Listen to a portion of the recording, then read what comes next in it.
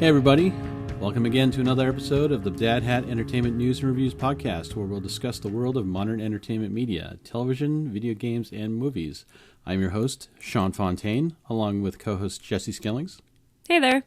And Derek Lloyd. Hey everybody.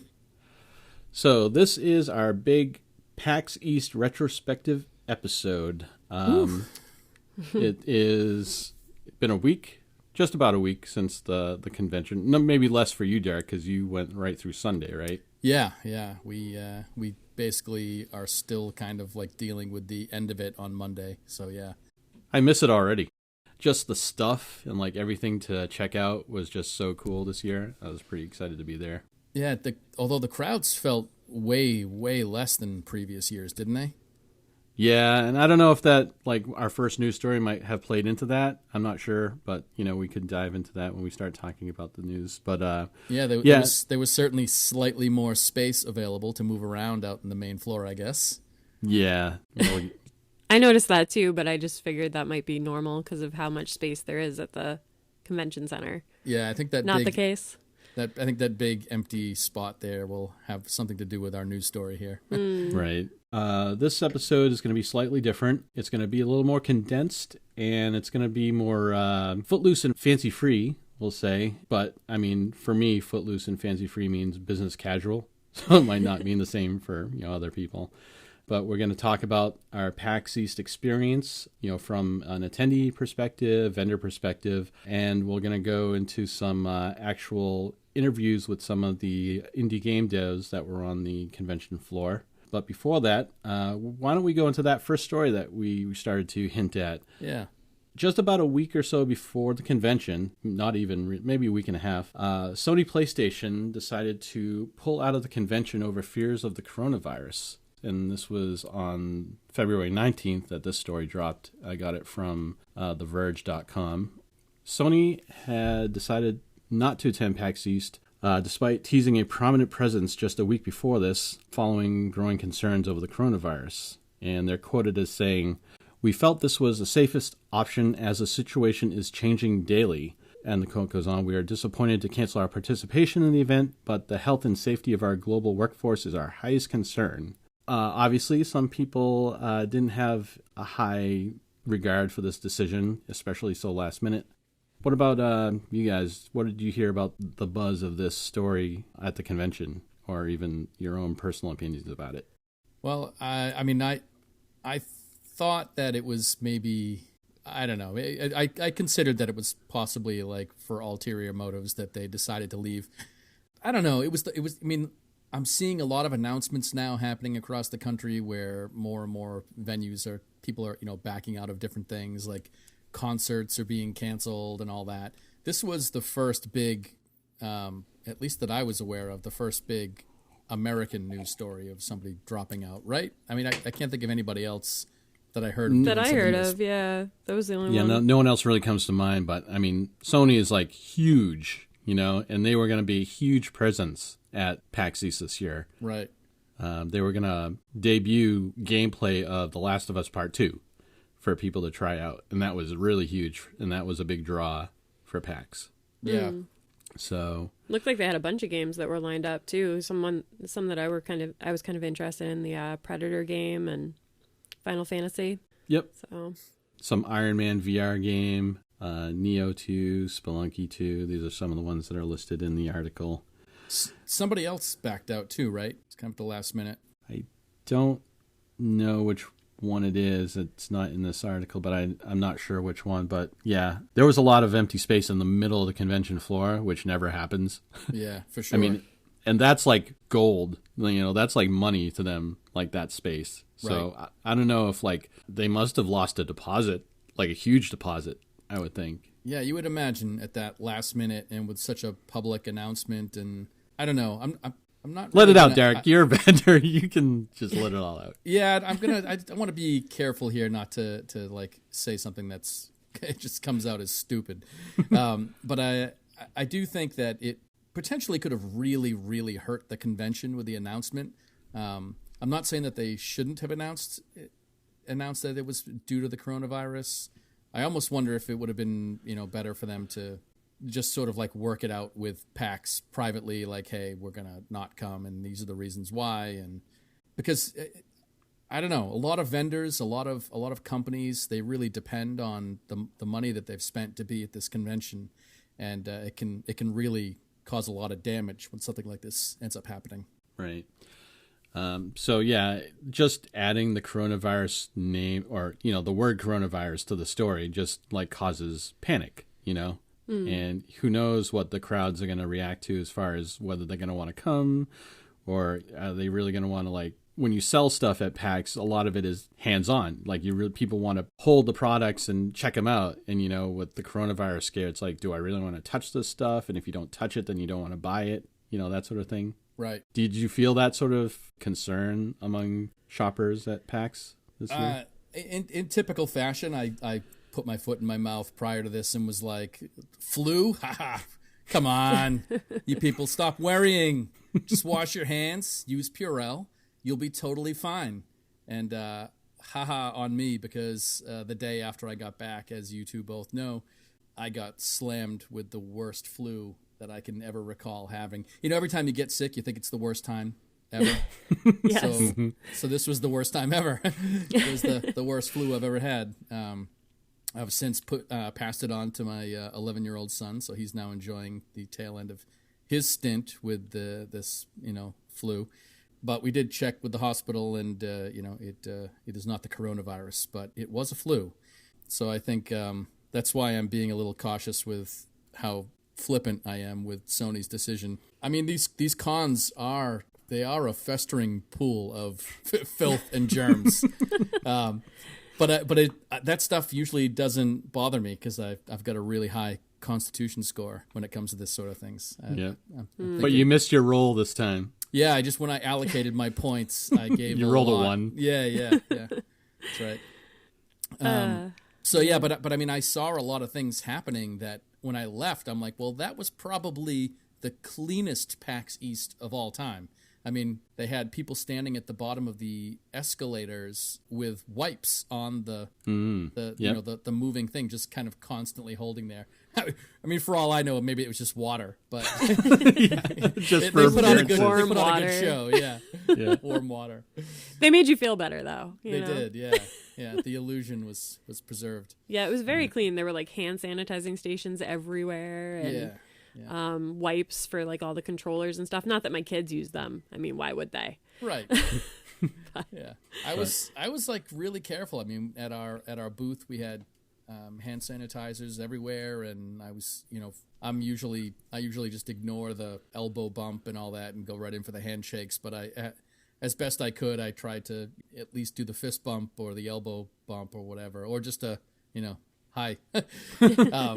But yeah, even through all that, but then I thought about it later. I'm like, I think the thing that gets me every time is like, I mean, we're a retail booth, so all that money comes through and I've got to count it, and like it I'm the one who handles all of that at the end of the night and in the morning. So I mean, everybody's heard that money is just absolutely disgusting. So I'm sure that's where it got into my system. I'm sure even just in general, when I was walking around the convention on Friday and Saturday, there's still just gross people just coughing straight into the air, sneezing into the air without covering their mouth, without, putting their mouth into their elbow. Yeah. And it's just like, even before the coronavirus was a thing, this was like just common. You still need to wash your hands. That's still a thing. And, etiquette. Yes. One of my friends that helps us out with the booth every year, Ben Bollinger, I have to give him some credit. He created a new, what's it called? The slang, the dictionary slang on the internet. What's that called? The website that you can Urban create? Dictionary? Thank you. Yes, Urban Dictionary. He made a new word. I'm not going to define it here, but curious listeners can go look it up if they have a strong stomach. He called it the human centipax. So I'm going to let anybody that's curious go reference that on their own. But good work, Ben. Good work. I'm going to go look it up right now. Yeah. Oh, God. Yeah. So, yeah, I guess, you can't slam Sony if that was their true intent, was to keep their employees safe. I mean, that's up to them. And, it was unfortunate that it caused such a stir at PAX. And, And for the people who wanted to play the game, Last of Us Part 2, they have to wait a little bit longer now. It's coming. So I guess nothing too much was lost. What was the big rumor that they weren't ready for the trailer, or they didn't have stuff available to show that would have been impressive? So they decided that was the rumor, right? That people thought that was the real reason. That's what I heard. Aside from it being the actual coronavirus, but even if that's true, I mean, they had all those other games they could demo, and even if it was like a broken version of Last of Us Part 2, everyone's still going to want to play it. Right. So, who knows? Yep. But speaking of, and jumping into our next story, Last of Us Part 2, just a couple of days ago, HBO has finally announced that they're going to be adapting the award-winning game franchise into a television series. And this one was from The Nerdist. They mentioned that Chernobyl's director, Craig Mazin. Do you know Craig Mazin or anything about Craig Mazin, Derek? Well, I saw Chernobyl, and it was like one of the best things on television last year. That show was incredible. Oh, sweet. Incredible. So he's on board, and he's teaming up with The Last of Us creator and writer, Neil Druckmann. And you played The Last of Us, and you took in that story I by loved Neil it. Druckmann. Yeah. Really, really enjoyed it. We're going to be seeing a live version of that coming to HBO. What do you guys think of that? I think it sounds neat. I mean, I don't know anything about the game, but from what I read, it looks pretty cool. The article that you sent us from Nerdist gives some speculation about who should play characters. Is that people who are like in the running? Because there's somebody I really like on that list. I don't know if it's just their like the Nerdist's speculation of who they want to be. Yeah, who like ideally, because the woman from Preacher is on there. I don't know if you guys saw any of Preacher. No. Mm-mm. It's a comic book that they made into a show on, oh man, I'm going to forget the network, so I'm not going to bother quoting it wrong. But we watched the entire series so far, and it's really intense. It's a good story, though. And one of the women from it, they quoted her as being good to play one of the characters, Tess, I guess. Yeah. Ruth Negga. Yeah, I love her. She's great. Tess is the woman who's teamed up with Joel at the beginning of the game. And I don't know if I think they alluded that they had sort of a relationship. I don't know anything about Ruth as an actress, but, you think she'd be good? I mean, I don't know the character, unfortunately, but she is really enjoyable to watch in Preacher. She's very tough chick. I like her a lot. Did you read the article, Derek? I did. Yeah, it was. I don't know. I feel like I've already seen it. I mean, the game is so much like a movie. It's just such an engrossing story that I don't know. We're just gonna see it again. Let me put my cynic pants on for a minute. I know you guys are gonna give me crap, but like, I don't know. I mean, is this necessary? I mean, go play the game. It's like a movie. I mean, I don't even like games that are like movies. And Sean, you've heard me criticize. I think I did it on this podcast with you as also, Jesse. Like, when I play a video game, I want to play a video game. I don't want cutscene after cutscene after cutscene. Right. And now I'm just going to eat my words and say that The Last of Us was filled with cutscenes, but I fell in love with that game. The story was so good. Yeah. So what's going to happen? I'm going to watch the show and I'm going to be like, no, that wasn't as good as the game. Or, I mean, the voice acting and everything that they did to compose the scenes in that movie and how they engross you in it by having you play through it. I don't know. See, it was like perfect. I think that would be like different for me because I don't play a lot of video games. So coming at it from a television perspective, maybe it would make me want to play the game, Right. Yeah, I guess let me frame it that way. I think that's a really good point. So like for people that haven't played the game, I guess it allows that really cool story to be told to them in a format that they can enjoy and digest and for those of us that have played the video game, I don't know, I guess you get to watch it and criticize it.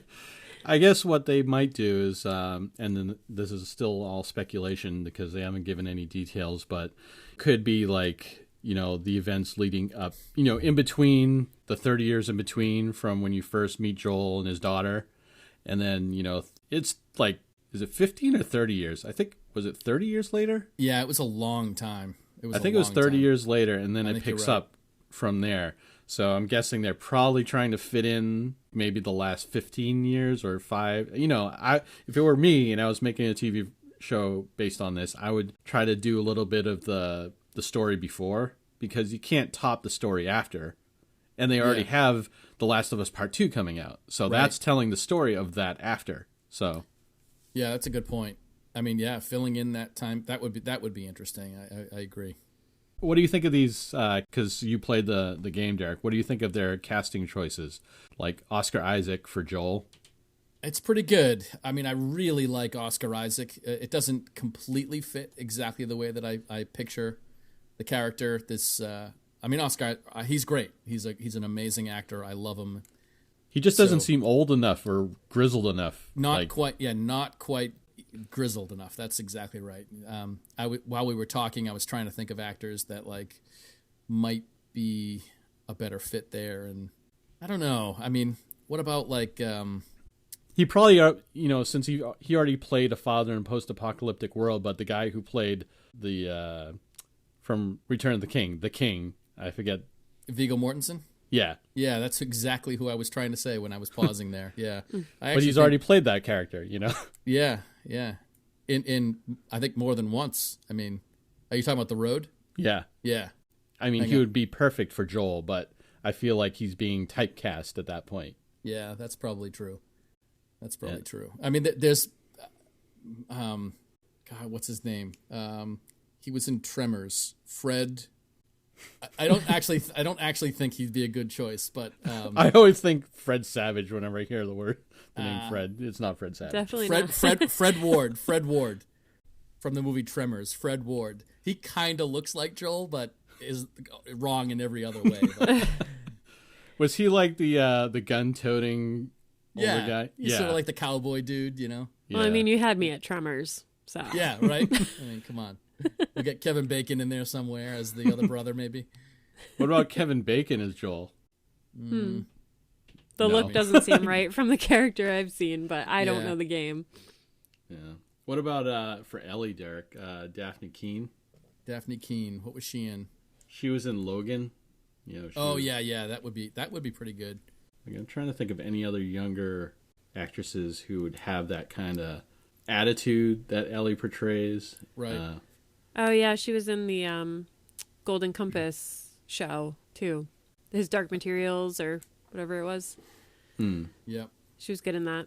Plus, I'm sure there were stunt people in Logan, but she can kick some ass, too, as a little girl.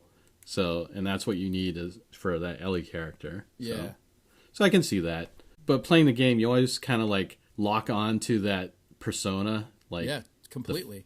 The face and the acting and the movements, because there's a body actor too. It's just hard to put someone else in the place of what you have in your mind from the game, Right. It's like when we talked about Dr. Sleep, and Henry Thomas was playing the character of Jack. Yep. And it was just like, you just couldn't buy it, Like it didn't work. It's not Jack Nicholson. Exactly.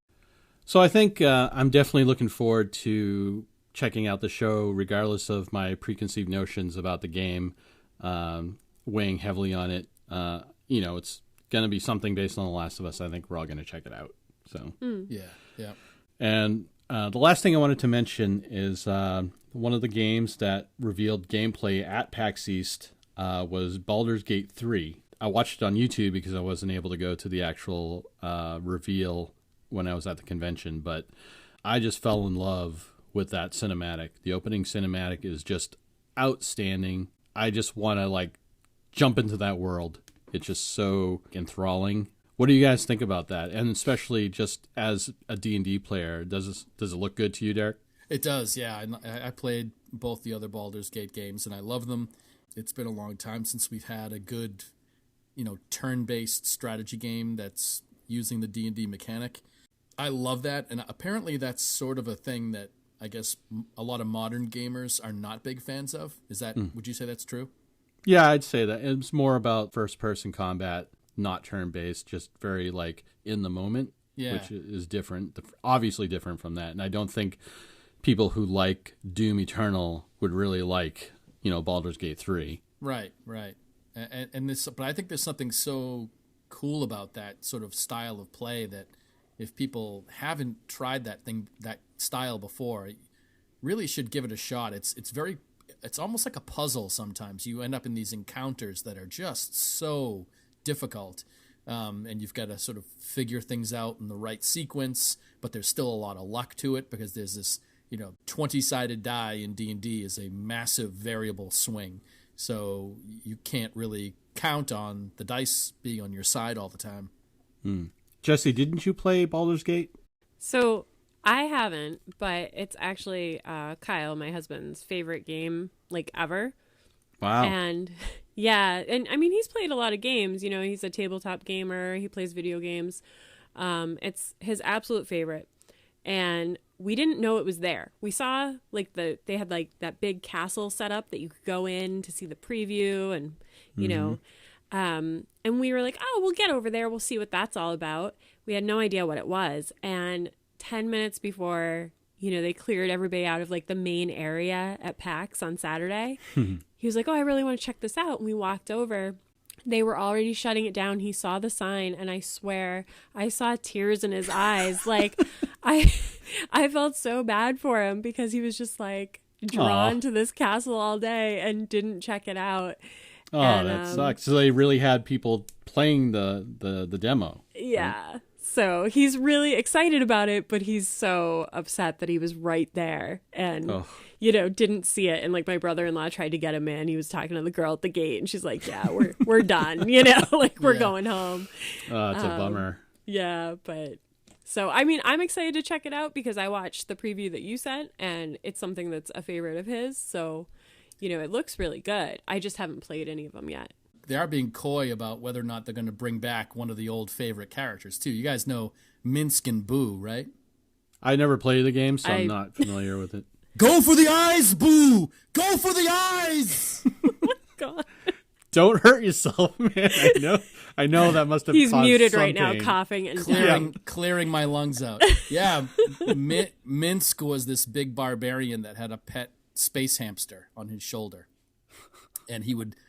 periodically shout out absurd things, talk to his hamster, and it became a little comedy in the game. The hamster wouldn't shout out absurd things. No, he would shout out. Yeah, he would sort of shout out to his hamster to go for people's eyes in the fight. Well, I'm sold. This sounds good. It's all good.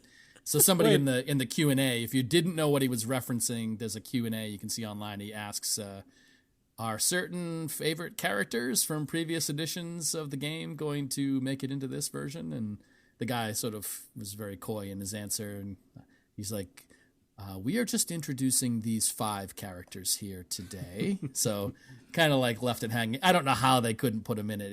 He's such a favorite. So it's like a staple of the franchise. Yeah. And it was pretty funny in the game. Cool. So is this game you're definitely going to be checking out? Yeah, absolutely. It looks like it's PC, and they said one other system that I didn't recognize. Do you know what it was, Sean? Yeah, I think he said it was going to be released on Google Stadia. Personally, I can't even imagine point and click type games on anything other than a PC. You know what I mean? There's so many things to touch and interact with, and the controllers are just sort of annoying to use when it comes. I mean, that's me personally, but no, I feel the same way. And I mean, I don't even game that much, but I prefer PC. Yeah, I would definitely play this on a PC. I'm curious if it's something that would be like a gateway for people to learn about Dungeons and Dragons in general. Just playing Baldur's Gate or Baldur's Gate 3, does it give you the background to just say starting to jump right into an actual D&D campaign? Yeah, I think it's a great way to learn some of the basics of the game, especially since it's you can. The guy was demonstrating that it'll show you in the chat window, whatever, you make an attack on the little monster, the giant spider, or I think they were fighting with these intellect devourers. Yep. And if you roll over it, it'll give you the actual math of what just occurred. So in D&D, whenever you make an attack or try to do any kind of a skill check or something like that, you roll a 20-sided die, which in 5% increments there, you get 5% up to 100%. And you'll add in all of your bonuses. Like if you're a strong character, you'll get a couple of pluses to hit. If you're a weak character, they'll subtract a few. If you're firing a bow, you're going to be using your dexterity. it's just really cool because if you roll over that, it's going to show you all the math that's happening. So you can kind of come to understand the mechanics of the game, D&D, by playing this game probably, if you have interest in doing so. You could just ignore all that too, you know? I think because just for the fact that I'm so remotely located and it's hard for me to get into a actual like D&D campaign with anyone in the flesh, I think I'm definitely going to want to pick this game up. And hopefully it's one of those things I can jump in and not have to play like the first 2 Baldur's Gates. Or would you suggest I play the first 2 Baldur's Gates? I don't think you'd need to. I mean, they're, you know, like anything, you go back to those old games and they're so nostalgic in your mind, and then you go to play them and you're like, it's just lacking in a lot of the things that we've gotten spoiled with now, you know? I mean, mileage varies there. I'm sure some people still love to do a lot of that stuff, and certainly vintage games have a really strong place, and I think a lot of them are still really playable. I mean, but yeah, I don't know. I really can't say how well those would hold up. Maybe they would. I don't know. Hey, Jesse, are you going to jump into this game when it comes out, or are you just going to be a spectator? I might give it a try. I mean, I think it looks good. I get really stressed out in games. So like when you can die, I'm kind of useless because it's just going to be me spinning in a circle and going, okay. I'm hoping that, and I don't know if they mentioned it, but I'm hoping that they're going to do sort of like a multiplayer co-op. Because if that's true, then you have to get the game to play because we're all going to be a co-op. Oh, God. You guys will hate me by the end of the night, but I'll try it. And, and we'll probably, like, I'd love to just do like a live stream of us playing that. That would be awesome. That'd be cool. That would be great. All right, you guys keep an eye out. We're going to be Baldur's Gate Twitch streamed near you. That's perfect. Cool. So I'm going to switch up really quick before we get into our general overview of PAX. Mention that we want to thank our Patreon supporters, the ones that we have on so far. We really appreciate the support. If you'd like to become a Patreon sponsor, it only takes $1 pledge to become a Patreon sponsor, and you can do that at www.patreon.com/dadhatnewsandreviews. I'd also like to take a second for us to talk about our hosting service, Buzzsprout. Have you ever wanted to start your own podcast but just weren't sure where or how to begin? Join over 100,000 podcasters, like us, already using Buzzsprout to get their message out to the world. The team at Buzzsprout is passionate about helping you succeed. They supply all the tools you need to get you up and running and sharing your message to listeners on all the major podcast directories, like Apple Podcasts, Spotify, Google Podcasts, and more. You can start with some gear that you already have, like a smartphone recorder and a quiet space. And if you want to upgrade, Buzzsprout has tons of guides to help you find the right equipment at the right price. At Dad Hat, we did quite a bit of research before landing on Buzzsprout to use as our hosting service. And after using it for a while now, we've come to realize that it was the best choice by far. You'll get a great-looking podcast website, audio players that you can drop into other websites, detailed analytics to see how people are listening, tools to promote your episodes, tips and training videos, and more. Following the link in the show notes lets Buzzsprout know we sent you, gets you a $20 Amazon gift card if you sign up for a paid plan, and helps support our show. Buzzsprout, the easiest way to start a podcast. And if you'd like to get some ad time on our podcast, we have some space here available for you. You can contact us at dadhatnewsandreviews. dadhatnewsandreviews@gmail.com, and we can plug your stuff here for you. That just sounded really bad. We'll do a better job at plugging your stuff than me plugging that plug right then. And so bad. I don't know if I'm going to edit that out. Is this Mr. Brady? Oh, jeez. Right. Anyway. And we also have some cool merchandise on our Teespring merchandise store. Check out our links for that. So, yeah. PAX in general, I spent a lot of time just going around to speaking to the indie devs on the convention floor. So I didn't really play much when I was there. I did play Drone Swarm, which is one of the games that ones that I interviewed the developer, Julian, who is a really cool guy who took some time to speak to me. And there were 3 other games that I did interviews with. I also quickly played a little bit of Doom Eternal on Saturday morning just because the line was short. So I played 5 minutes of that. To get a more in-depth view of that, there are a lot of other sources you can go to. I'm not a huge fan of that speed level of play. I like, taking my time, checking out the terrain, exploring. So Doom, while it's like visually amazing, it's just not my cup of tea. But overall, I really spent a lot of time in the indie game area and not much elsewhere, except when I went to stop by at Derek's booth, just check out how he was doing. What about you, Jesse, when you got there? How did you, what was your PAX experience like? Well, we had almost the whole family with us. So there were 8 of us, and our 3 kids. So it was a little overwhelming at first. Like I said, it did seem a little less crowded than I expected. And I guess that isn't the norm. This was my first year ever going. So having the kids with us, we kind of went by what they wanted to do at first because we wanted them to stay engaged. So they explored a few games over at like the, where you can sit down and test out some cute little, like they played this dodo game that was really cute. And Gavin, my 7-year-old, got involved in some game that was probably way above his age limit and had blood all over it that I didn't realize when he first sat down because I thought it was like the kids section. So we were like, it all looks like the kids section. Yeah, it does. I'm like, why don't we wrap that one up? But they actually fell in love with The Day We Fought Space. I don't know if you guys saw that. It's for like iPad. And they got to all play like a demo of it and they loved it. Like they want me to go buy an iPad, which I don't own one, to go play this game. So they really, really enjoyed that. And then of course we hung out at Derek's booth too and bought games that we don't need, but that we love. So we picked up Slide Quest for the kids, which they are still playing and challenging all the adults at, which is great. Which one is that? Oh, it was cute. Derek had me and Steph and her friend Sarah try it out.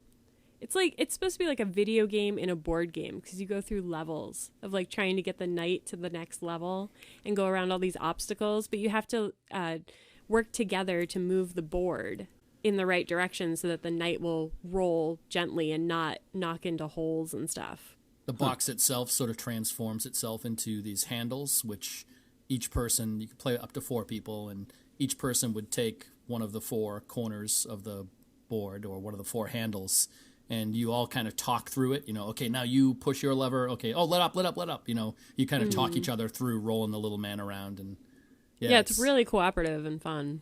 And, nice. and the deeper you get through it, too, there's some really tough levels. There's like these bosses that you have to like hit and knock into the hole without your guy falling in, and dynamite that you can touch it but you can't knock it over, and you have to really stay on the path through a bunch of obstacles. Remember the old game when we were kids that was like a marble that rolled through a maze? It wasn't really a game, it was like a puzzle. Mm-hmm. And it's like that but made into a game. You know what I'm talking about, Sean? That when we It were had kids, like a whole bunch of holes in the board, Yeah, so like yeah, if you you had to tried to kinda- get not to go in the holes or something like that. yeah, exactly. Yeah, think of that, but it's like a playable game with different Ah. levels. It's cool.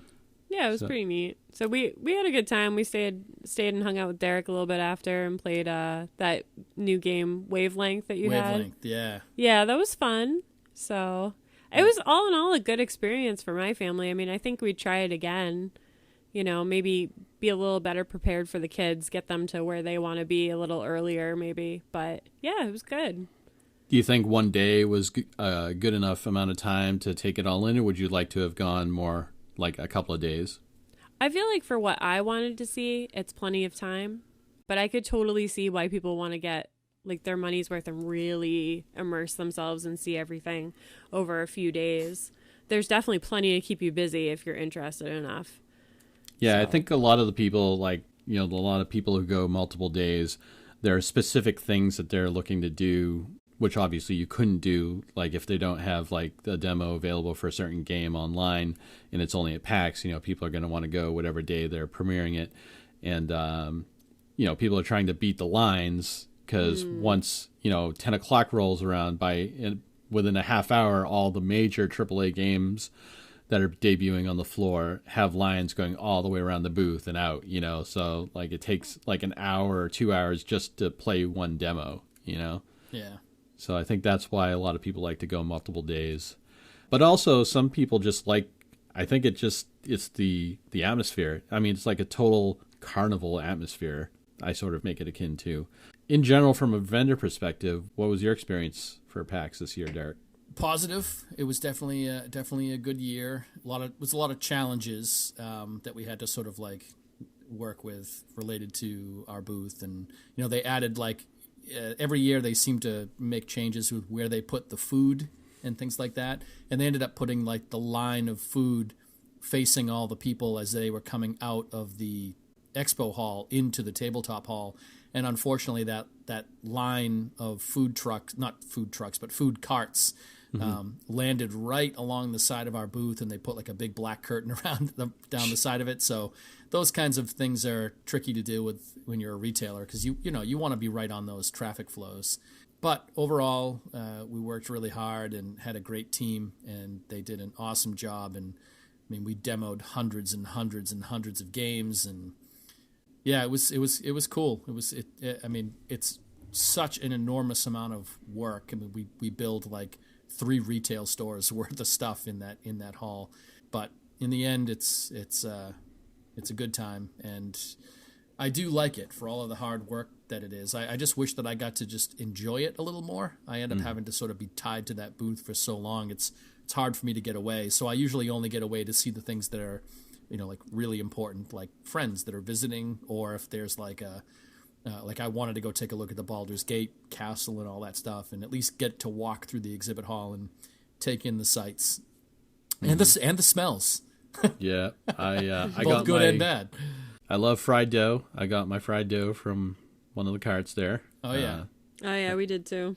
Saturday morning, there's like this coffee shop kind of thing in the front foyer, the north lobby, and where most people get their coffee when they're coming in early before the actual exhibits open. And they had these breakfast wraps, and like I was starving, but they didn't have them labeled, so I'm just gonna grab this hot wrapped thing and hope it's something good. So I grabbed it, and the person behind me is like, "Hey, what's in that?" And I'm like, "I don't know." Yeah, it's just warm, and I got to eat something. So right. I think I got that same thing.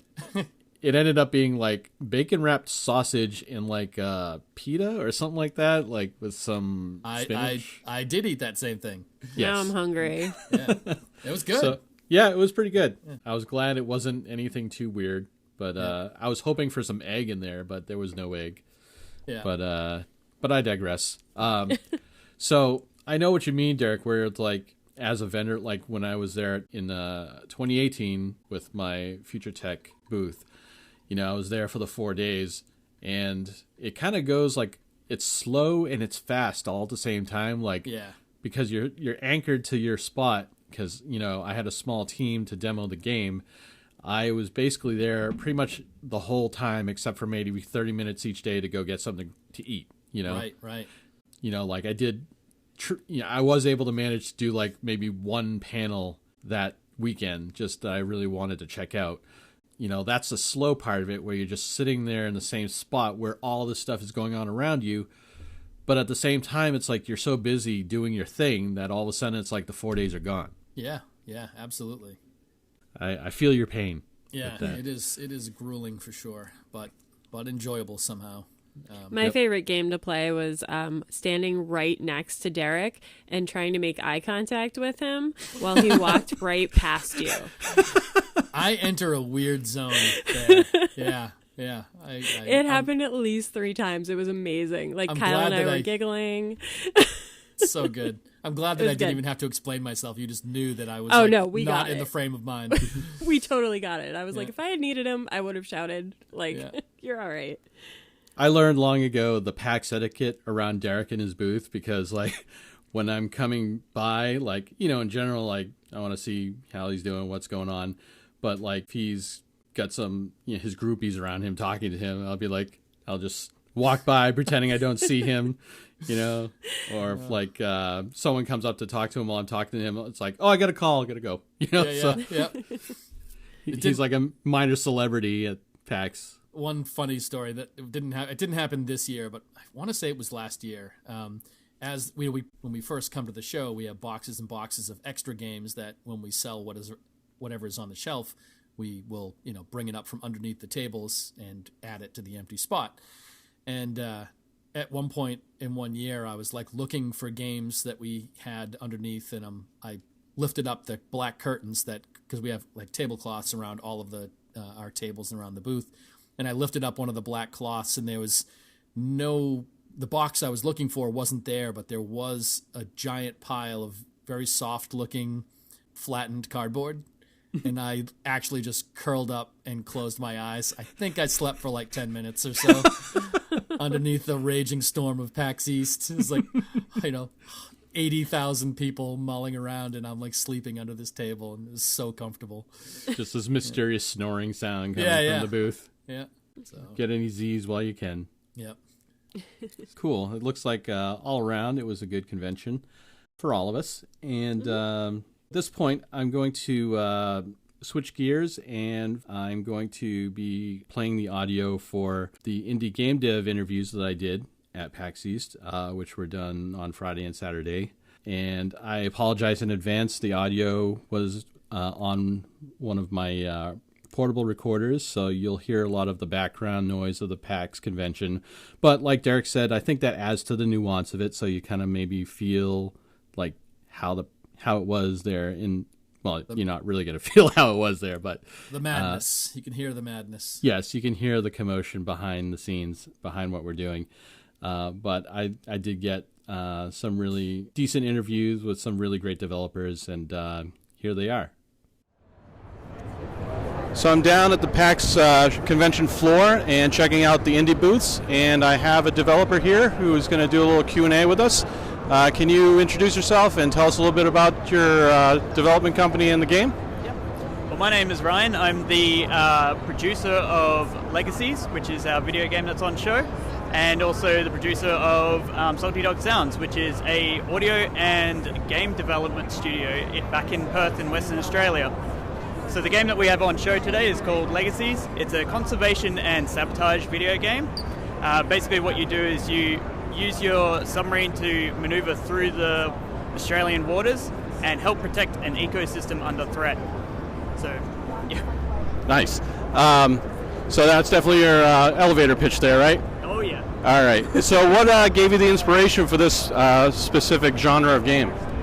Well, it was actually pretty funny because we were originally just a audio studio, and we wanted to branch out into game development. And so we decided to do a game jam, which is one of those 48-hour challenges where you have to create something in that time frame.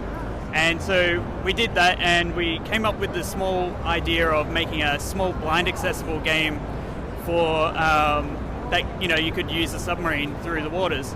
And so we did that, and then we were like, we really like this idea, so we decided to expand on it, and now we've got that today. So that's what we've been focusing on, and we'll be releasing it later this year on PC and Switch. Nice. What game engine are you developing on? We're actually developing it on Unreal Engine 4. So we've been using that, and it's been really, really good actually. We used to do Unity and stuff, but we decided to try out Unreal, and we found the whole underwater mechanics works really well. So yeah, it was a very good move actually. Yeah, I actually use Unreal Engine 4 myself for the game that I was developing. Funny story, I was coming down here to see who was in the spot that I had in 2018 when I was developing Legacy the video game. It's these guys, Legacy the game, so who knew the cosmic significance of that. But yeah, as far as Unreal Engine 4, I find for development, because I'm more of a arts guy, I do a lot of I started in 3D animation and the modeling. Just Blueprints is just a savior for people who are not, computer savvy. I'm not computer savvy, but code savvy. Yeah, I agree. Because our whole team is actually a team of sound designers, and we all know a few things about game development as well. So together we were able to actually use Unreal's blueprints to actually piece this game together, and it just made things so much easier. Nice. And how long have you been developing it? It's been in development for 1 year, and so we've got 1 more year about to go with it, and then it will be out for release. Awesome. So if anyone wants to follow you guys, what social media should they follow? You can follow us on Legacies the Game, or also Salty Dog Sounds. We're available on all social medias. Awesome. Thanks for your time. Thank you very much. Hey guys, so I'm here on the convention floor again, checking out another one of the indie game devs. If you want to introduce yourself real quick, tell us about yourself, the development company, and the game. Sure, my name's Chris Kowalik. Our company's called Vortex Games, and our game has a similar name. It's Vortex Rising. Nice. And how long have you been in development?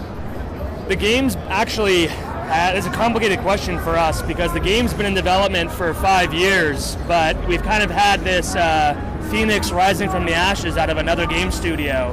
And the new project, Vortex Games, has been in development for about a year. Nice. So if you were going to describe this off the top of your head to someone, what would it be? How would you do that? Our inspiration for Vortex Rising is to take all of the kind of the favorite mechanics and elements of actually every different fighting game that exists, traditional fighters, platform fighters, anime fighters, tag fighters, and put them into one game. And so it's got a lot of depth and mechanical room for exploration. But one of the other things that we think about a lot is approachability. And so if you are someone who doesn't normally play fighting games, or as far as you go with something like the Smash Brothers series, this is something that will appeal to you no matter where you are in terms of familiarity with fighting games. Nice. And I noticed that the sign said you do 2v2 and 3v3. So actually we support everything. We have a one-on-one fighting game. We have like this tag mode, which is our signature mode, which is 2-on-2 or 3-on-3. And we're also working on a co-op or single-player PvE experience as well.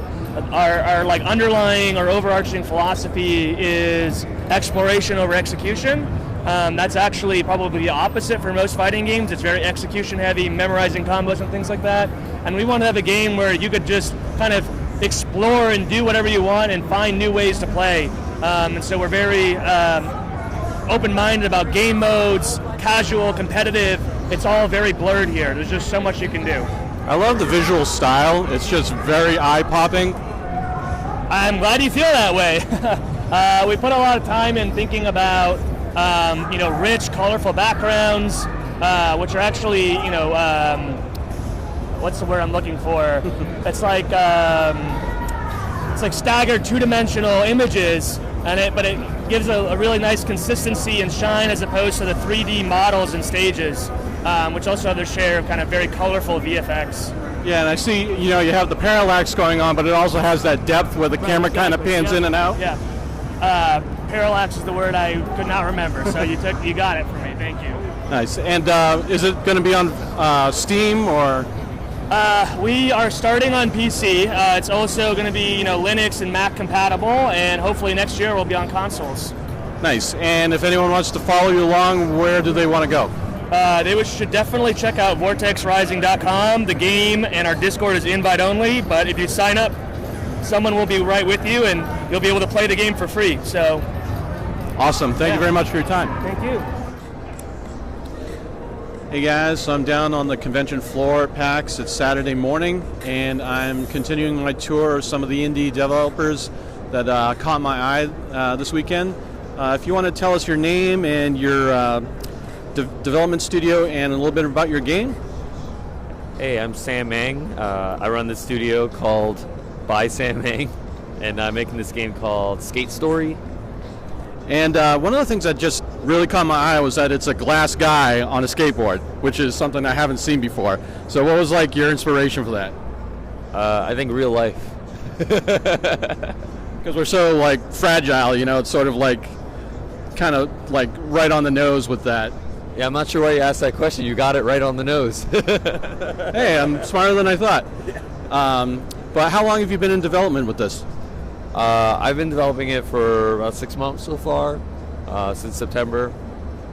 And what are you using for a game engine? I use Unity. Nice. Now, what was your criteria to use that versus, like, say, Unreal Engine 4 or something else? Well, Unreal Engine 4 I don't understand, and Unity I do understand. So I think I was like, yeah, I should use Unity. That's a no-brainer, I guess. Yeah. And what was besides what we were just talking about with the glass person? What was your inspiration for this game in general? I mean, just I guess, skateboarding. I really liked skateboarding, and I wanted to play a cool skateboarding game that, yeah. And are you like a fan of the Tony Hawk games and stuff like that? Oh yeah, big fan of Tony Hawk. So that was probably a big inspiration? Yeah, I guess so. Mechanically, yeah. So what has the reception been as far as the people playing it at PAX? Pretty good. People seem to really like it. Yeah, generally people just want to see more. They're actually interested in the story part, which is really cool. So I look forward to fleshing that out more and showing that to more people. Yeah, that's the other thing that I thought was pretty interesting with this, where it's not just, like a skate park and you're just skating through. It's got a story to it, which is something that I wouldn't necessarily connect with a skateboarding game. So is that what you think kind of sets yours apart from the others? Yeah, I think it's slightly different. I mean, there were other skateboarding games with stories like Tony Hawk's Underground, but I think this kind of story, the more abstract story and a little more fantastical, appeals to me a lot. And that's probably, why you developed it in the first place. It's something that you want to play, right? Yeah, exactly. Yeah. Nice. And where, if people are looking to follow you or try the game or follow it along, where can they go?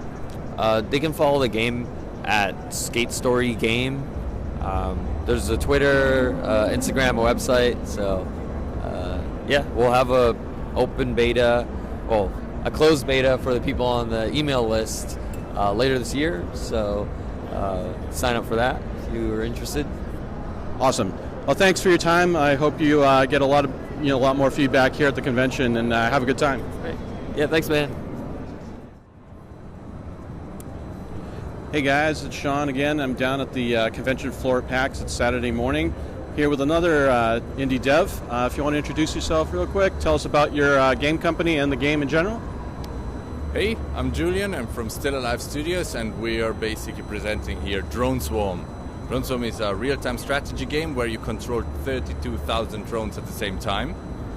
And the challenge is basically to use those drones to their fullest potential and overcome any enemy obstacles and chips.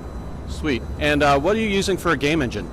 We're using Unity, heavily using the job system to get all those drones actually running properly and at a silky smooth 60 FPS.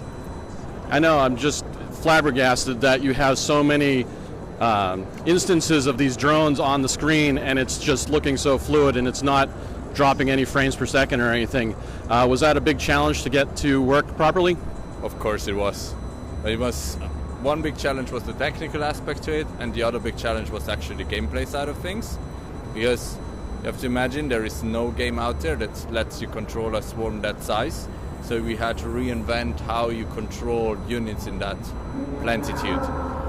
So in the game that I develop, I use Unreal Engine 4, and the technical speak I probably would use for a drone would be like a blueprint or an actor. So each of those is an individual actor or blueprint? No, that would immediately kill performance. So they're basically ultimately just data that we have very tightly packed in the system memory. So you have a lot of data locality, cache coherency, and everything, so it runs really smooth. Nice, and you said that each one calculates its own collisions? Exactly. So we wanted it to be not just a visual gimmick, but actually have real gameplay impact. So every single drone is simulated, every single drone does their own collision tests, and only if a drone actually hits a target, it takes damage. That's so cool. I'm still amazed by the technical aspect of this game. The visuals are amazing too. Just looking at it, it's super vibrant and bright. What was the inspiration for the look of the game? Homeworld, Jupiter Nexus Incident, basically game almost like wallpapers that you look at it and feel like, whoa, nice. Screensaver, wallpapers, all that stuff. So it should be visually very appealing, bright colors as you just said, and yeah, give this nice feeling of space. And is this just a single player or is there a multiplayer? Right now it's single player only, so you have a story campaign with 8 to 10 hours of gameplay, and of course we would love to get multiplayer in, like especially a co-op, but that's to be seen in the future. Nice. And if anyone wants to follow you or check it out, where should they go? Easiest would be just head over to our website, droneswarmgame.com, but we also have our Steam page up and running. We have a Discord channel, we have a newsletter, so pick your choice. Awesome. Thanks again for your time, and have fun for the rest of the PAX convention. Thank you very much. Again, I want to thank all of the indie game developers who were kind enough to take the time to speak to me at PAX this year and tell us about their games. The 4 I picked out just really caught my eye. They are really attention getters, and I think that they're going to do very well. So thank you again. You guys have any final thoughts? No, I'm looking forward to the next episode. I want to get back to seeing some movies now that my life can return to some kind of normal. Yeah, same here. It's been a little bit of a whirlwind the last 3 weeks to a month, actually. Yeah, for sure. But it'll be nice to get back into our regular rhythm. The episode after this, we're going to be back to our regular format. There are 2 games I actually have going at the same time right now. I don't know which one I'm going to preview, but one of them is Resident Evil 2, the remake, and the other one is Children of Morta, which is on the Game Pass on Xbox. So cool. One of those will be the ones I'll be reviewing next. Anyway, again, I want to thank all of the listeners for following along with us. Please like, follow, subscribe if you can. We'd really appreciate any reviews, star reviews, maybe 5-star review, maybe even putting in a little blurb on the Apple Podcast. It gives you a chance to do a little written review of our podcast, and all that stuff makes us a lot more searchable on their search engine. So any feedback you could give us, we would greatly appreciate it. So yeah, that is it for our PAX retrospective. The demo, I forgot to mention, I'm going to be putting out the free-to-play demo on Steam for FUTURETECH Space Combat Academy probably within 2 weeks from when you hear this. You hear this. So I will put the link to the Steam page in the description below the episode so that you can check out the free-to-play demo. Awesome. Yeah, I'm excited. Yeah, I'm finally excited to get it out there. Let people play it. All right, that's it for our episode today. Thanks again for listening, and take care. Bye, guys. Camaraderie, adventure, and steel on steel. The stuff of legend, right, Boo? Butt kicking, for goodness!